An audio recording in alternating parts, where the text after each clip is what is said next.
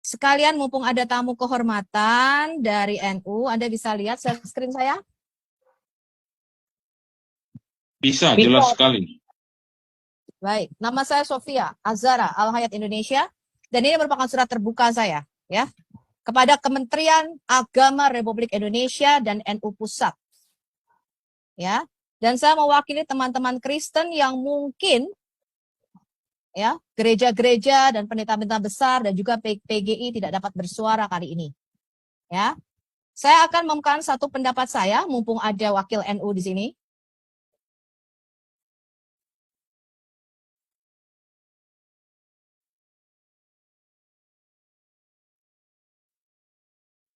Saya mengajukan satu keberatan dan surat terbuka untuk Kemenak.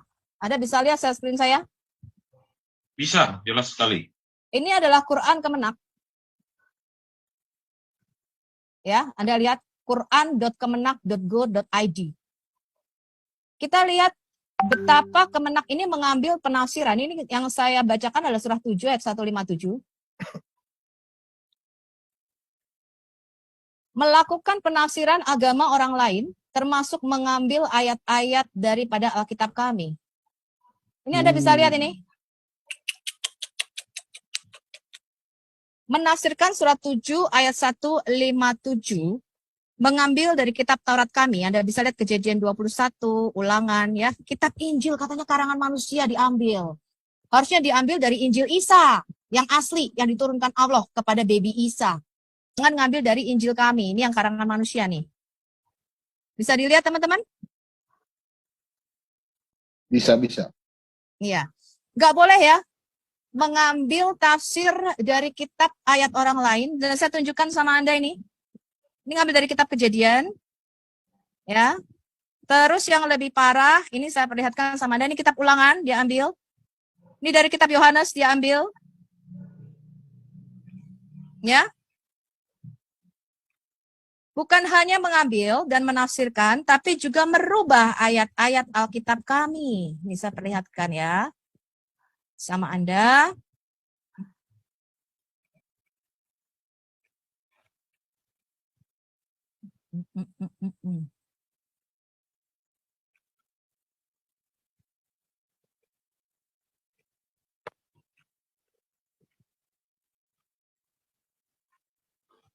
Ini surat 5 ayat 72. Markus diambil juga. Ini kan karangan manusia nih Injilnya. Jangan dong. Ya, jangan diambil dari kitab Matius, Markus, jangan dong. Ini kan Injil karangan manusia. Ya, saya harap Kemenak ya, dari Lukas, Yohanes, wah lengkap loh ini. Matius diambil, Markus, Lukas, Yohanes, teman-teman. Ini Quran 5 ayat 72. Sekarang kita lihat Quran 4, surah 4 ayat 157. Bahkan membuat cerita Yudas Iskariot diserupakan dengan Isa Al-Masih katanya. Jadi ini menafsirkan dan mengambil, dan yang paling parah saya perlihatkan ya, harusnya ada ini sebentar ya.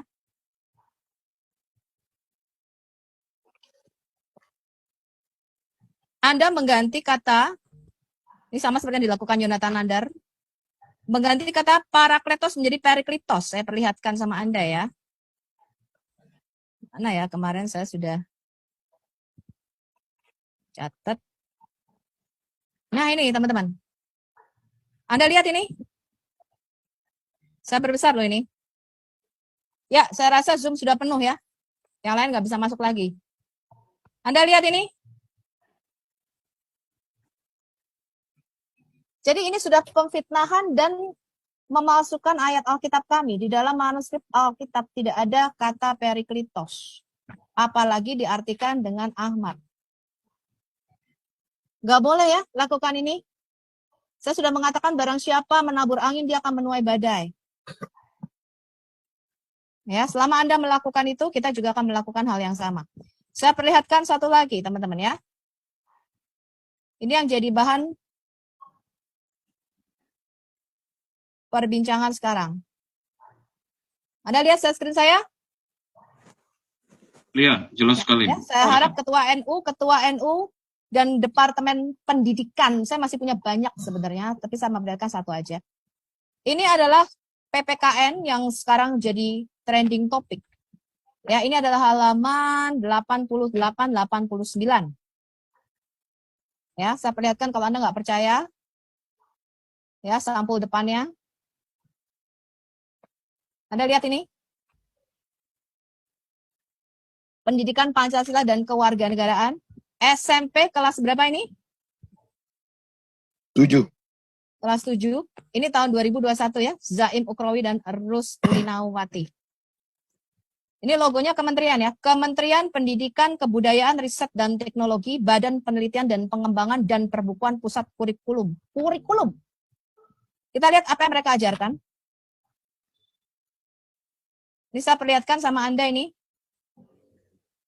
Penerbitnya adalah Pusat Kurikulum dan Perbukuan, Badan Penelitian dan Pengembangan dan Perbukuan Kementerian Pendidikan, Kebudayaan, Riset dan Teknologi, Jalan Gunung Sahari Raya nomor 4 Jakarta Pusat. Sekarang kita lihat tahun terbitnya Jakarta Juni 2021. Berarti masih sekitar enggak sampai setahun. Ya. Sekarang kita lihat apa isinya. Saya sudah mengatakan jangan melampaui batas. Jangan melampaui batas agamamu. Kita lihat ini halaman 88-89. Billy bisa baca nggak, Bill? Tolong bacakan, Bill. Oke. Kristen Protestan. Agama Kristen Protestan mulai berkembang setelah kedatangan bangsa Eropa, terutama Belanda dan Inggris. Sabar ya, agak harus dimiringkan dulu handphoneku. Sekitar abad ke-17, Tuhannya adalah Allah, Bunda Maria, dan Yesus Kristus sebagai tiga yang tunggal atau Trinitas. Injil menjadi kitab sucinya. Umat Kristen Protestan wajib beribadah setiap akhir pekan di gereja masing-masing.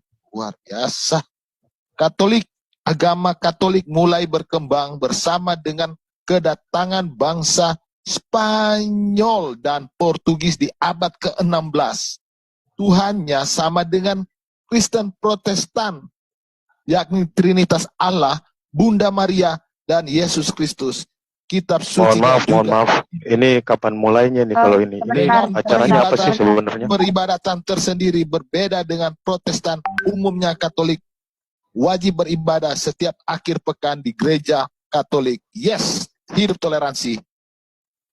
Jadi jelas ya, Anda sudah menafsirkan dan melampaui batas agamamu, dan ini secara masif dilakukan oleh Kementerian Agama, ya, bahkan menafsirkan dan mengambil Alkitab kami. Jadi saya melakukan apa yang dikatakan dalam 2 Korintus 11 ayat 4. Nanti kita lihat kemana bola ini akan bergulir. Saya rasa Anda sudah salah menafsirkan Trinitas. Ya, dan itu adalah pesan saya untuk Kementerian Agama Republik Indonesia untuk NU Pusat. Yang katanya sebagian besar orang Kementerian Agama adalah NU Pusat. Kalau PGI diam, kalau gereja diam, kalau pendeta diam, bukan berarti tidak ada gerakan yang dilakukan oleh orang Kristen. Ya, itulah sebabnya saya mengatakan barang siapa menabur angin dia akan menuai badai. Bahkan kalian berani memalsukan ayat Alkitab kami Parakletos menjadi Perikletos, dan mengambil penafsiran itu dan memasukkannya di dalam ayat-ayat Quran kalian. Bu Sofi, saya harap kapan hal mulai? ini tidak dilakukan lagi, dan saya harap video ini sampai kepada Menteri Agama dan Presiden Republik Indonesia Joko Widodo.